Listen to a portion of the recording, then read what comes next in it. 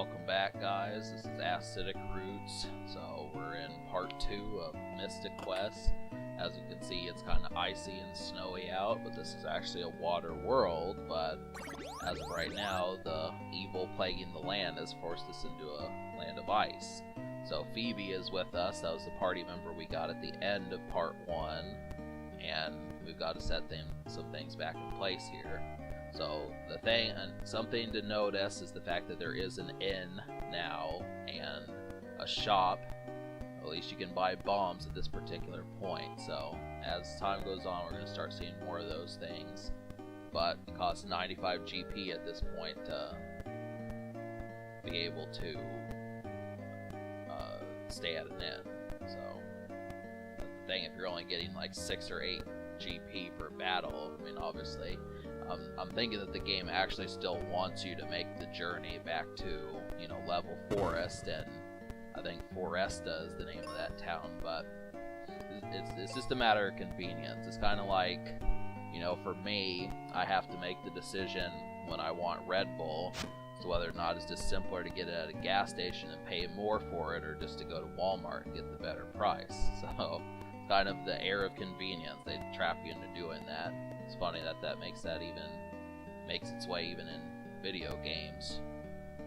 Well, that's what's clever about Final Fantasy. I mean, obviously you do have to do some errands, pick up some gear and supplies and that sort of stuff.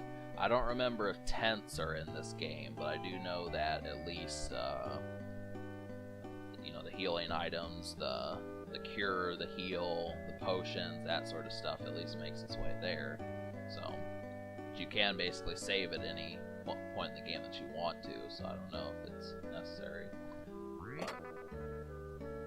Really, I've found myself needing more of the actual abilities. I mean, I'm not quite at the point where I'm scouring the entire dungeons, because that would be hella fighting that you'd have to do, but I am going to have to probably do some off-camera type stuff, which I'm kind of starting to have to do now. I mean, originally when I first started this, I was going to show off the battlefields, but most of the enemies that you encounter in the battlefields you're going to see in the dungeons that are coming up, so that's why I didn't. But I did get them to about 3, just in case I did want to film them, so.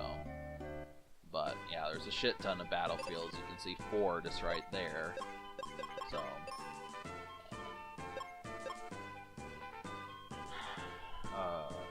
Yeah, but we're gonna head to the Wintry Cave. So I am gonna show off a couple of these, but porcupine enemies. Maybe, yeah, similarities to that. Kind of ice related. Kind of strange that a scorpion would be here, but still it's pretty slick at the same time.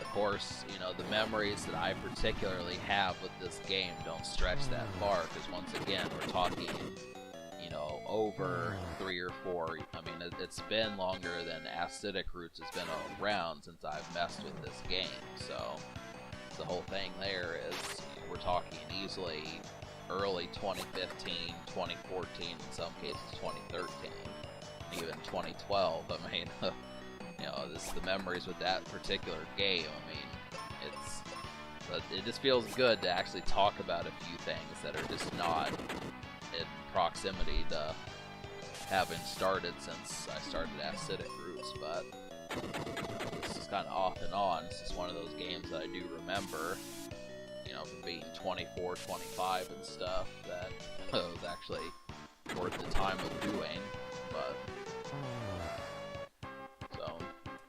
pretty much just drinking hella Coke, you know. Pretty similar, just, you know, the way Jim Carrey and Jeff Daniels were in Dumb and Dumber. Minus the traveling the country just to, you know, deliver a suitcase, but you get the idea. Stupid stuff. Whole damn thing. I don't argue with it. I don't complain about it. I don't fight it, most importantly.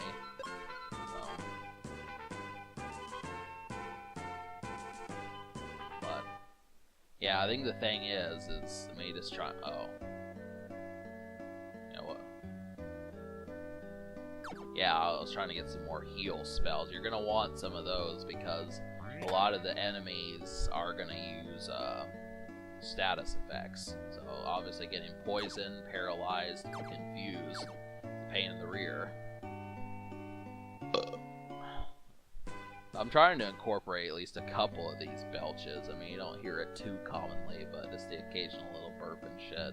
For any burp fans that are like real fans of my burps, but might be stumbling upon this decent little burp. But yeah, I might just have to go and reach for a Dr. Pepper, and then I could really do some.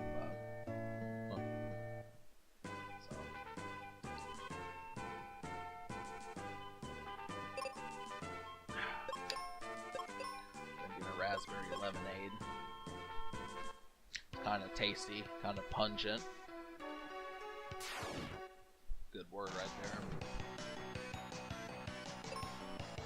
Yeah, so obviously, if you're really looking to spend time here, I tried to nix as much of the fighting to not make this like a 2-hour long video, but you could easily spend 90 minutes, you know, a movie length in here, just in these couple dungeons in the ice world. That's the thing, so I did kind of nix a good portion of it, but I mean, a lot of it's gonna be shown. So, but obviously, it seems like I'm relying on Phoebe, but I mean, the thing about it is the computer is not too daft. I mean, the only thing it really does is it just heals you maybe when you're already in the process of healing yourself. But other than that, it knows the attacks to use. I mean, that's the thing. Phoebe has Thunder, which is really good against a lot of these folks. And then also has Fire, which should be good in an Ice Palace and that sort of thing. So, but the thing is she uses magic pretty quickly, so you're going to see that wear out. I mean, they do have limitations towards it. So obviously, you know, by the time you get to the boss of this place, you know, if it's on auto, she may have used all the, you know, magic attacks that could be used for that. So I tried putting it on manual, but I just found it's just simpler to let the computer do some of the work. It honestly feels like it's kind of like a co-op thing when you only have to take care of half the fighting. So it's too bad that you couldn't make this like a 2-player game or something. That'd be interesting just to have player 2 kind of figure out what to do. I mean, most RPGs are not 2-player games though, and it's just not. I mean, maybe Secret of Mana, but other than maybe that game, I can't think of too many. But yeah, so there's a little trap. We fall flat on our face, but we get a new ability. So, Cat Claw. That means you can climb the kind of awkward looking, the stair step looking pieces of ice, but you still have to figure out the dungeon, so that's the thing.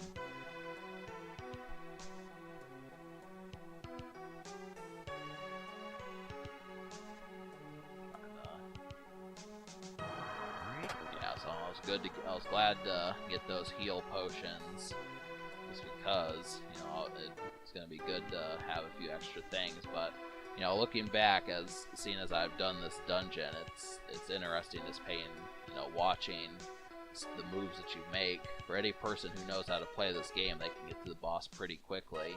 Maybe only about 10 or 11 fights that you have to do, but I mean, the exploration is kind of a part of the process. But I can say, for those who actually haven't played through this game before, that this is not the only ice stage that you're going to see. So that's the thing. I mean, it would be a pretty short game if there was just like the 4 main dungeons and that was it. I mean, it's about the length of Zelda: Link to the Past. It's basically about the same size as that.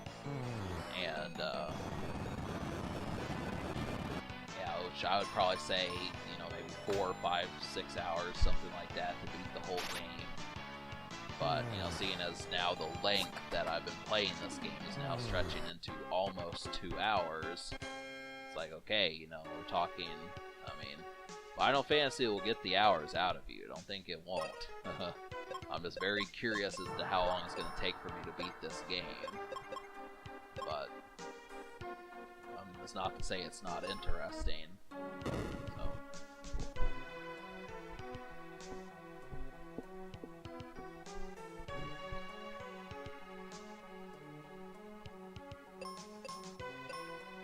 I've been eating Slim Jims again.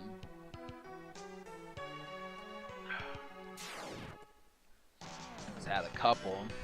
Starting to think I need to start making like more errand runs. When I think of some of my family members that make these errand runs, you know, as far as like paying cable bill, you know, just regular bills, that sort of thing. I mean, it's the awkwardness of saying the shit that makes me want to leave the house. I am a person at this particular point that will leave the house just for Slim Jim. You know, some people would just say, I just need groceries, but it's like, no, I'm leaving the house because I need to get some Slim Jim. So that's the thing. Well, and I get the 14 packs, so it's just a question. Most people say, well, how many Slim Jims are you getting? It's like, well, you know, I can get 30 of them, but I mean, I don't know. I just don't buy those in bulk. I actually like the trip as far as going out and about just to get those. But that's just the craziness for any person. Is like, you know, you're leaving the house just for beef jerky. It's like, well, you got it. I mean, it's simple enough to find sort of activities. I do the same shit for Red Bull. I mean, that's an errand in itself. I don't really talk about this with acidic brews, but it is the truth. I will leave the house if there is not Red Bull in the fridge, and in some cases, I mean, it's kind of off and on, but it's the same shit for Slim Jim. So, there's certain things that do that. But, I've had like 2 of those today, but the whole damn thing has been kicking back with Slim Jim. I need to find, you know, an abundance of these sorts of things to do that for. Just a nice little burp. You know, Capri Sun used to be real good at those kinds of things. He would just have like a pretty damn good burp amongst that stuff, but.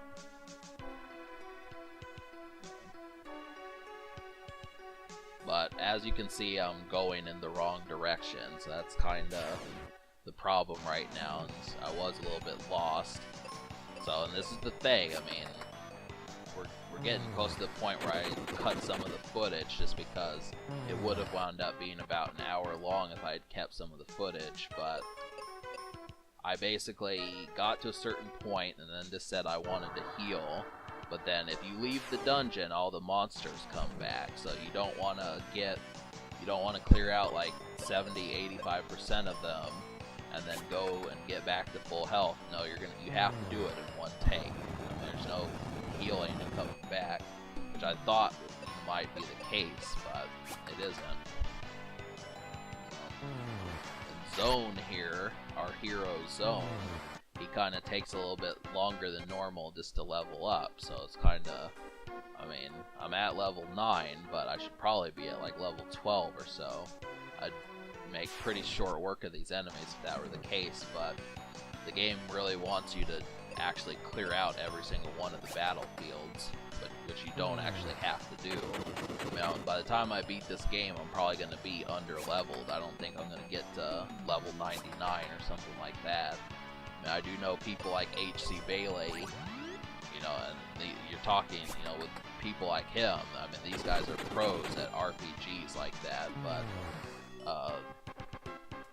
you know, the thing there is just for me to, I mean, usually when I beat an RPG, I just kind of make sure I don't get my ass beat, but, you know, there's just a certain finesse that goes along with it that I admit to missing. So if you want the finesse, that's obviously the thing, but I don't think I'm just gonna completely wipe out the final boss. But it is interesting to watch. I mean, I've seen it happen, so it's pretty slick. Yeah, I've watched H.C. Bailey beat Final Fantasy VI, and you know, he was attacking Kefka like 7 or 8 different times. He got them so good. It's like, what the shit? I mean, how did you do that? I mean, that was the whole damn thing. It's just the ability to do that sort of thing with the game. But, I mean, he basically did that with every Final Fantasy, though, so.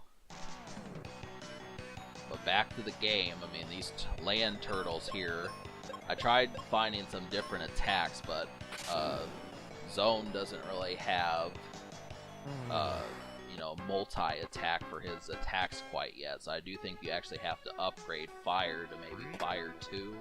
I'm not sure if that happens in this game, I don't remember. I know that's in Final Fantasy VI. You have to upgrade Fire to Fire 2, Fire 3, but I don't know if that's in this game. So, same thing with Ice 2, Ice 3, some of those, Thunder, that sort of stuff. But this is, yeah, this is just me trying to figure out where to go in the dungeon. But,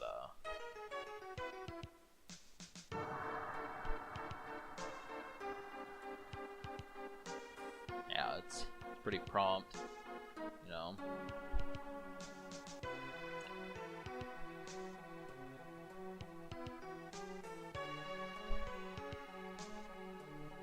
Yeah, this is, I mean, this is definitely a game for anyone who is just not completely aware of how badass this game is. I mean, it can keep up with A Link to the Past. I mean, obviously, you look on YouTube now, you could probably find a good 50 or more Let's Plays or LPs of Zelda A Link to the Past. I mean, there's so many people that just get lost in translation. It feels almost mandatory for anyone who's a fan of Nintendo. At some point, you're going to have to play through that game. Could be January, could be April, could be August, could be December. I mean, at some point, you know, across your Let's Play career, this is wise to do it. But the problem with it is there's so many folks who have done it. It's just tough trying to build an audience if you don't already have it. But you know, this game is not so much like that. I mean, that's the thing. It just feels, once again, feels secondary. Kind of another game I feel like is like that is Donkey Kong Country 3. I mean, I've seen many LPs of Donkey Kong Country, but not really so many on the third one. It's kind of an awkward game. The same thing with the Final Fight series. I mean, that's kind of off and on. Other secondary Super Nintendo games. Boogerman is pretty awkward. Yoshi's Island is not a ton of people sit there and do that. Yeah, you just have to think Killer Instinct, you know, games like those. I mean, once you get past like Final Fantasy 3, Super Mario World, Donkey Kong Country, Super Mario RPG, some of those, I mean, it just kind of sums it up. But you know, don't just dare to compare, basically. Dare to be, there's like some quote like that, dare to be original, some shit like that, you know. Dare to be bold, something like that. I don't know what these refreshments or refreshers are for. It's like I got that and I was trying to figure out what it was, but it didn't really help me. So, but it's surprising because this raspberry lemonade is actually what's causing me to burp, which I didn't really think that there was sodium in it. This has 260 calories, so a lemonade, whole damn thing. Total fat is 0 grams though, so it's like, what the shit.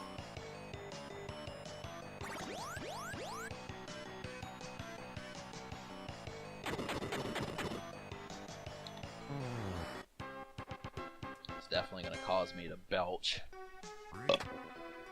Just like that.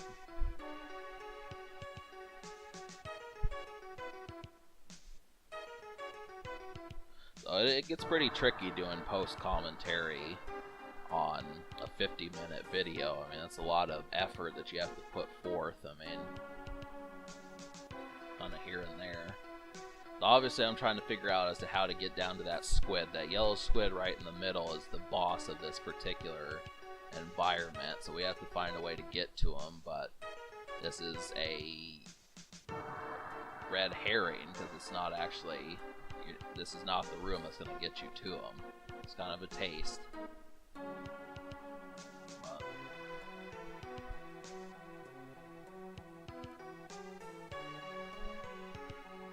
Pop my neck. So yeah, this is the particular point where I started getting confused. So I'm thinking there's only maybe another few minutes of like another few minutes of shit before I leave the dungeon and then come back, but I cut that part out, so I saved you about 10 minutes.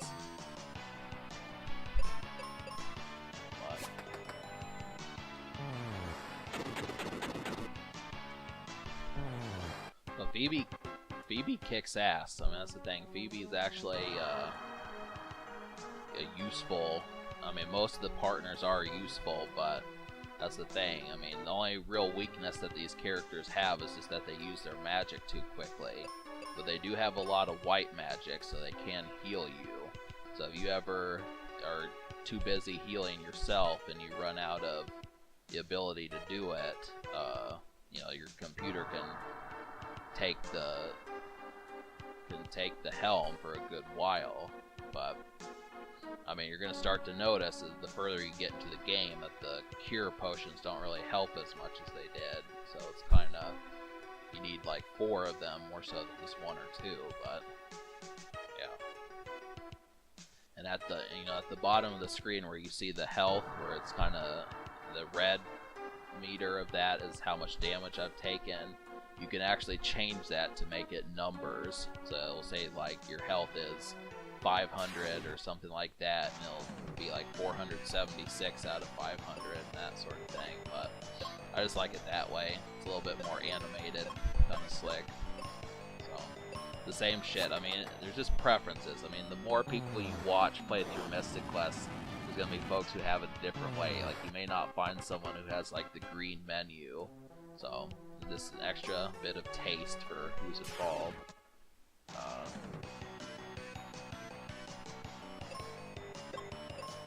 But yeah, until I really start to realize that maybe this isn't the right thing to do, my party member's probably going to be controlled by the computer.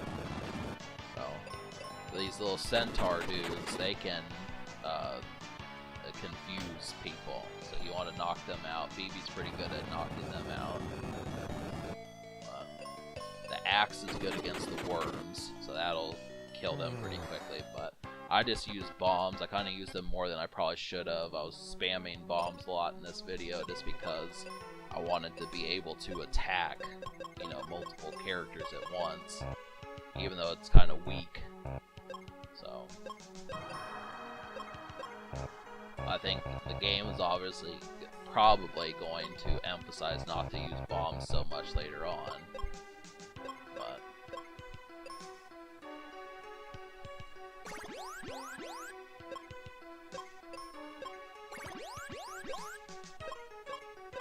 alright.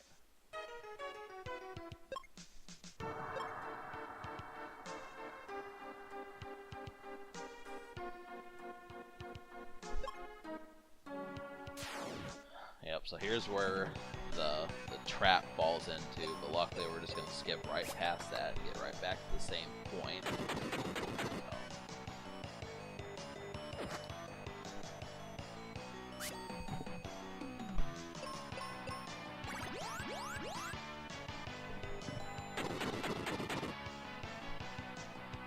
Phoebe really doesn't run out of her arrows quite as quickly. I mean, really, she kind of takes on more of like a healing type vibe, and I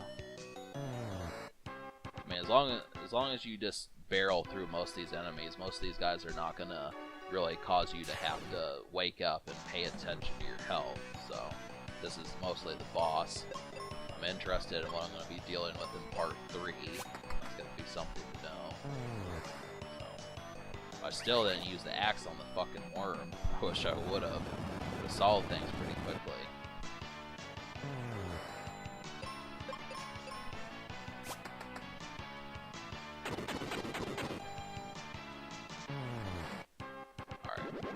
leveled up. Yep. Alright. So.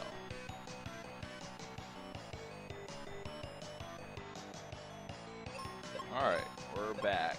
So, yeah. I took a break because obviously this is a 50-minute video. I didn't want to have to scrap it 40 or 45 minutes of the way through, so yeah, I do like to get these done in a pretty relatively quick take. It's kind of the thing, you know, any person who's done a Let's Play on YouTube knows having to scrap a recording, you know, and then have to do it all over again, but it really shouldn't be happening too much in RPGs, though.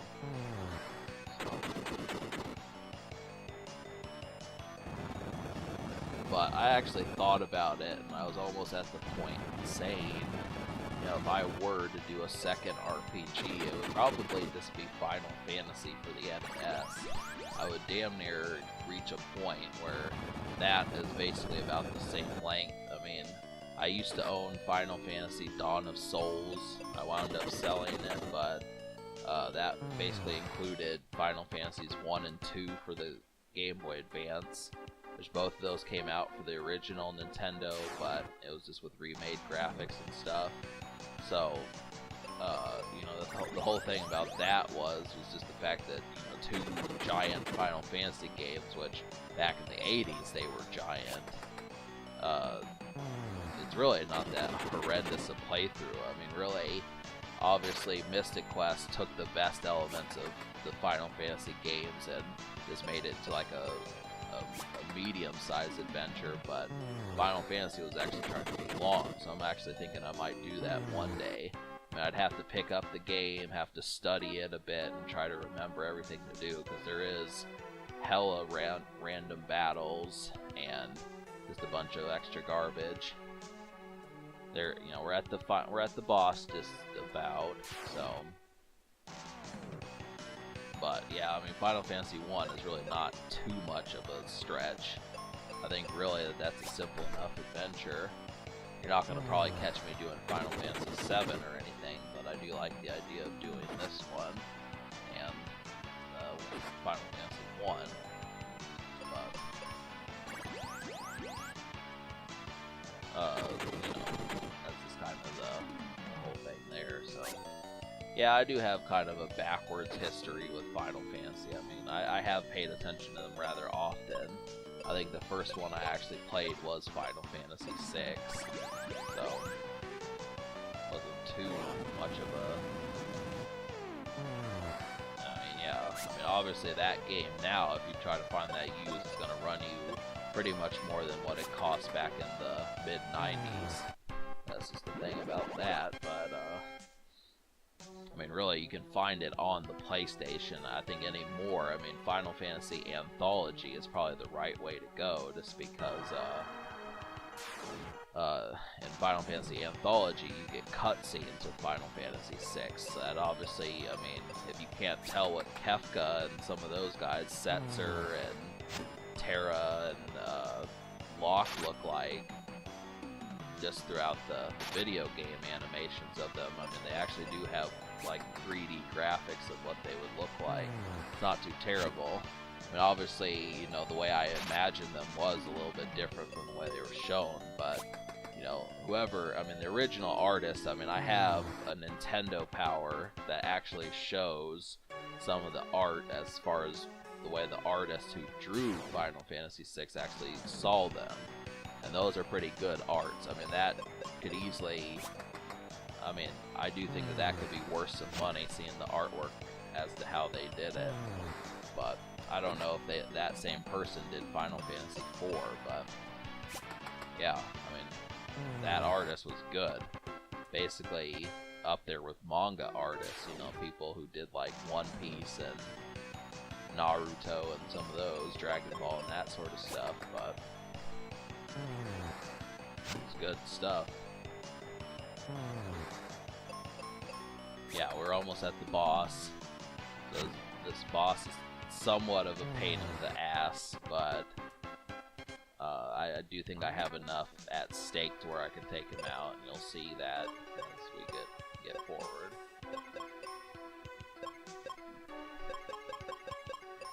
this also introduces the idea of the boss characters having henchmen. So you do have, not just going to be the boss that you're just going to wail on, and by the time he actually gets started, you've already beaten him, so keep that in mind. These particular little tiki-looking bird things, shout out to the Newman Tiki mug that I have. Remember the Newman mug? Yep, he gets a shout out. But, yeah, these things can do some status effects that'll piss you off, so I just would take them out first. And, I'm trying to think of, like, what the recommended attack would be for, you know, the squid boss. Have to pay attention. Fire actually doesn't work on it like you probably think it would. I don't know if Quake does either. I mean, Phoebe winds up beating this guy before I could use Quake, so it's kind of the thing.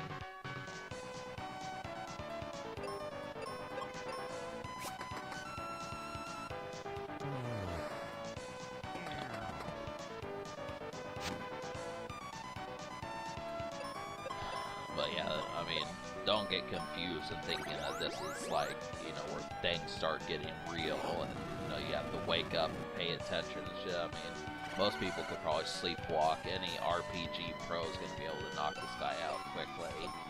This depends upon how much grinding you want to do. I mean, if you're someone who is going to take hours just to get 10% of the way done with the game, yeah, you'll probably excel more in the actual dungeons, but you know, I really don't have a problem with that. I mean, that's just the truth in it. I mean, I'm not gonna, you know, grinding actually works when it comes down to it. It's funny me being able to beat this game here pretty soon. I'll be able to say I beat it in like 10 days. You know, any person who had actually played this back in 1993 would say, "Oh no, this was a summer game, or this was a game I played all winter," or something to that effect.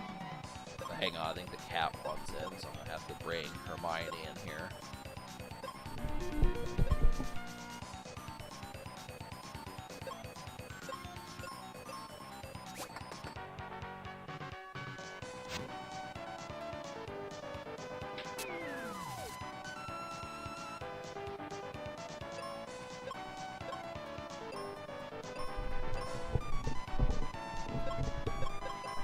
She went somewhere, I don't know where she went, but she wanted it, so.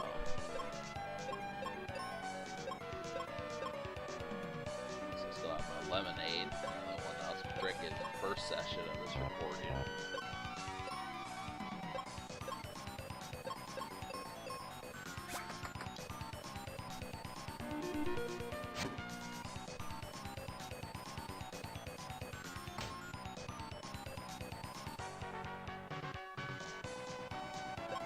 Yeah, so this is one of 3 or 4 animations of this boss, so we are getting close to its defeat.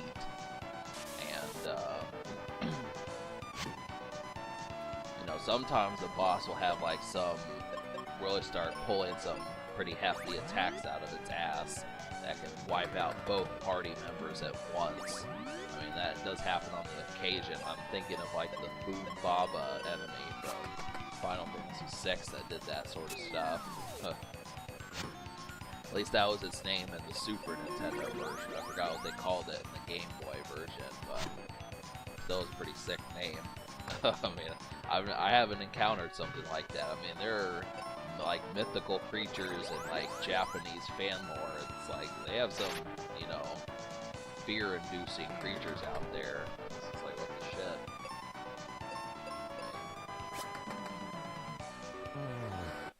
Not just dragons, you know, not just shit like that. Dragons, that's just one thing, but can't really think of too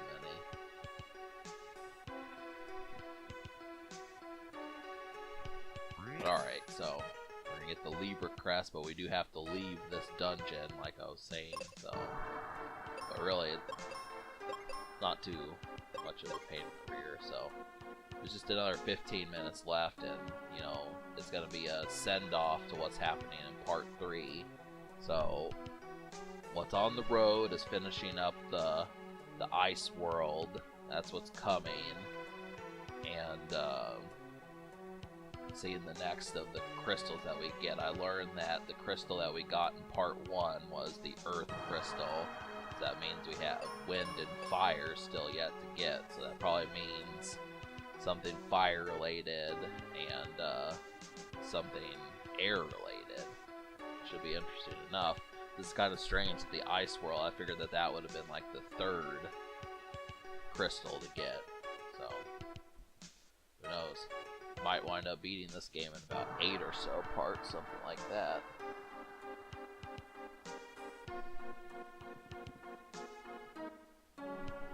But,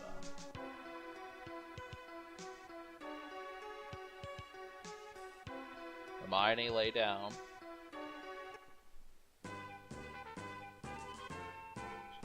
Fritzy. It's not.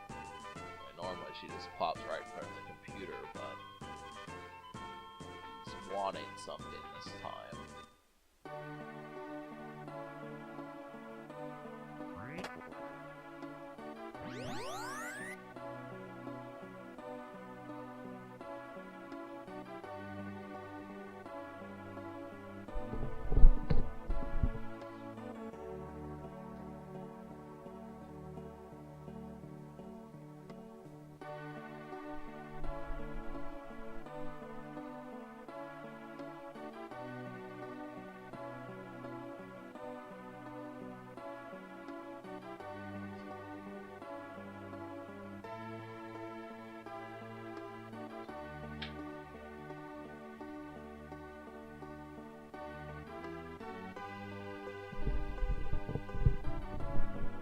So you get to take in the story while I had to take a break. We get the Wake Water, and so what will happen? What are we going to wind up doing? Another thing in question. I think these guys just mentioned the fact that they have to go to the Ice Pyramid, which is basically the truth that's on the forecast, and I guess you can figure out that that's basically what, I mean, the concept of an ice pyramid was actually pretty slick for the time. I mean, at least back in 92, there weren't too many things that had actually made an ice pyramid before, so obviously when we think of pyramids, most people probably think of, and this is not me controlling this, I mean, when you get here, the computer will do that for you, but, yeah, when you think of pyramids, normally it's something desert related, but not too terrible, you know. Interesting if there was like some sort of ice pharaoh or something like that. Of course, there's just no way you can build a pyramid in that sort of weather. You think about it, I mean, heat is one thing, so you're just gonna sweat, but cold, you wind up getting blisters and hypothermia. So, yeah. I'm taking all the precautions just to make sure. I was under the impression when I did this that I was going to wind up getting to the ice pyramid in this episode, but we don't quite get there just yet. There's a few more tricks that we're going to do. So basically, in the next part 3, there's going to be a appetizer and then of course the main course. So as far as how, depending upon how far I get, I might show what's after the ice pyramid, but I'm thinking that that's probably going to be what takes up part 3. This also introduces puzzles, and they do kind of trick me up in this episode. So, but you gotta understand that if you screw up pushing these ice blocks, you do have to exit the dungeon and fight all the monsters again. So the idea is to pay attention to it, and I mean, obviously I would just recommend watching the walkthrough, but if you actually want to experience that for yourself, you can just skip over it, but that's the thing there. So yeah, in other words, this was basically a blind run. I was just kind of thinking it shouldn't be that difficult to figure out, but I probably would have gotten further in this part if I would have watched ahead of time.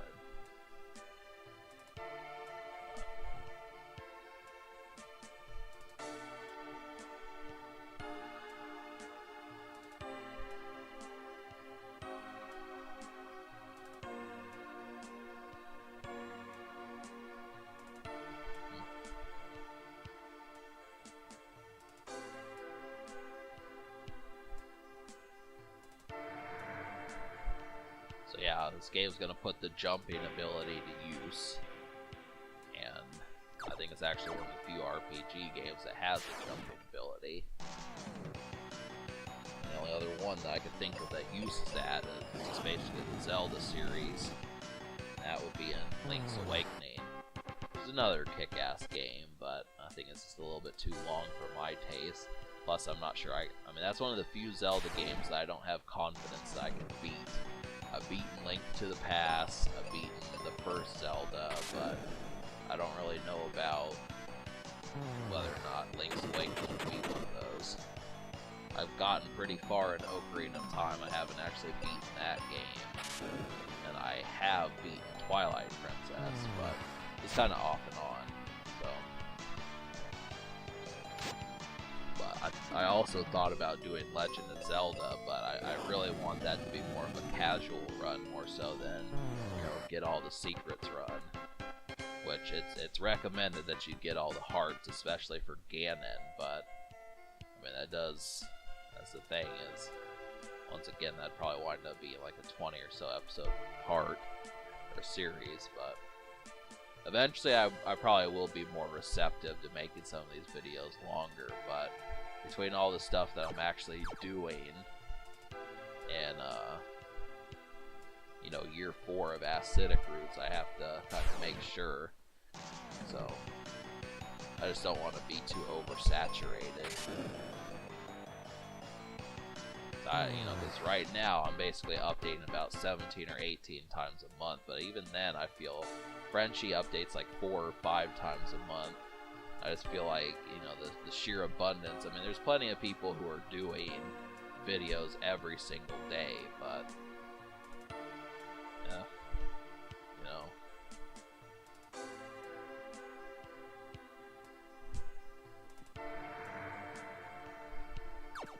And of course, I missed the idea of just using that staircase right beneath me there, but probably would have saved some time. So.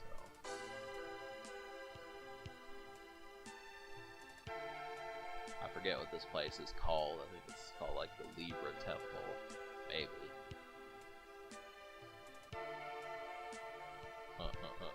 Shout out to Libras out there. You know, obviously that's a pretty cool sign. That means you were born in late September to about the late middle of October, which is a good time of year. I have some surprises that are coming out around that time. So damn thing, I'm looking forward to September 20th to about October 20th. That's pretty badass. It's a good time of year. It's autumn. It's not just summer, it's autumn. There's good stuff that happens around that time. I mean, you have basically the Halloween atmosphere, the good candy like Reese's Cups, you know, Taco Bell and Burger King do some pretty slick stuff, and yeah, there's just good food to be had. Some people are just paying attention to like the fall festivals and the hay rides and you know, the countryside stuff, but no, there's plenty of little slick stuff. So Libras, I recommend it. Obviously Virgos are not too. They have a pretty good time of year also. So it's 2 shout outs right there from Acidic Roots, me endorsing Libras and Virgos. Of course, Scorpio is the pretty cool sign. You get the idea. I mean, I haven't shouted out my sign. I'm not any of those 3, but damn thing.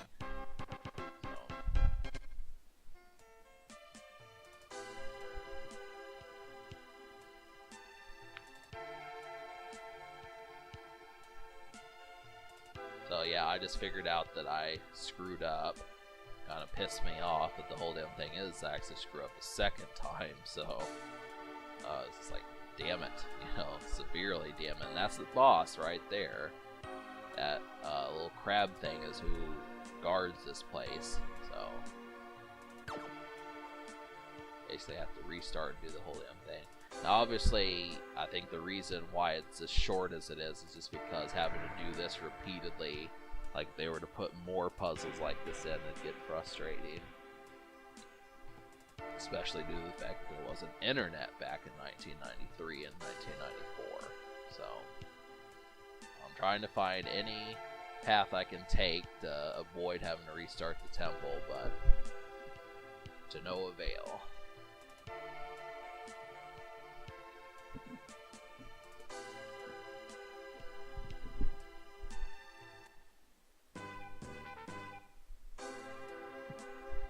Luckily, I understand what to do now, so next time it's just gonna be like, okay, you know, we'll get through it. We will fight that boss, which was the appetizer that I was talking about before, and then we'll head to the Ice Pyramid. And, yeah, it's gonna... We do have a ways to go before Part 3 comes up, so...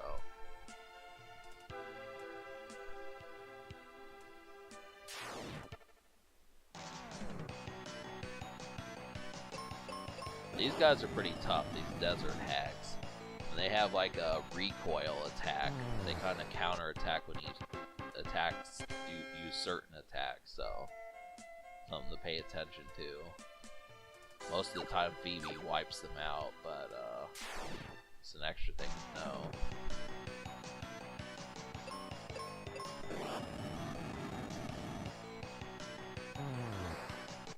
They are weak against fire, so it's kind of, as I would assume most things here would be.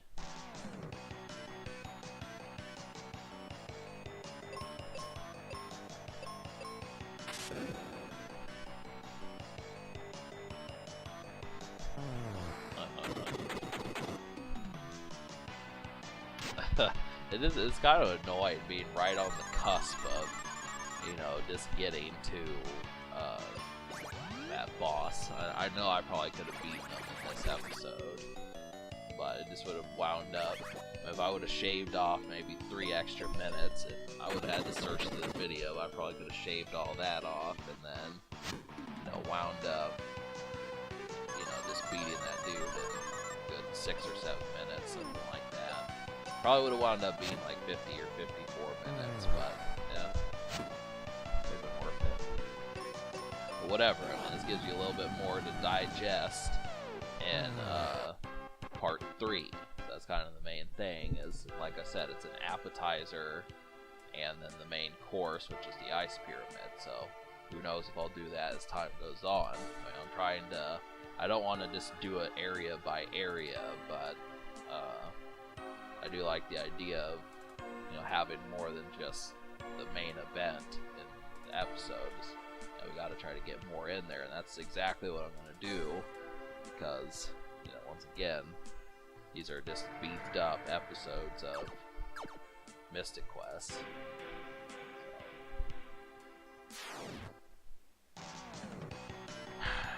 But, you know, we fight the gang here, and then you'll see what happens.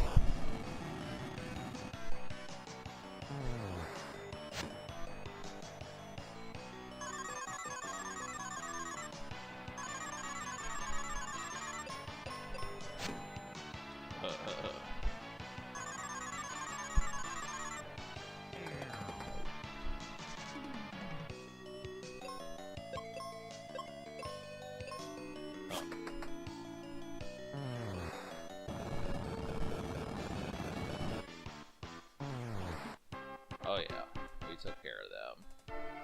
Alright, so let's get this next ice block and figure out what we have to do and stuff. So we'll see.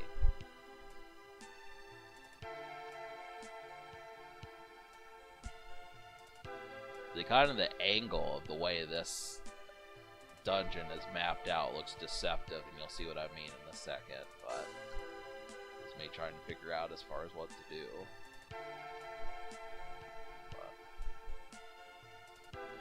Go. There you have it. So now we cannot move that block at all, and you'll see what happens in part 3. So appetizer, main course. Subscribe for more fun. Mess with Frenchie's channel, and have a good night.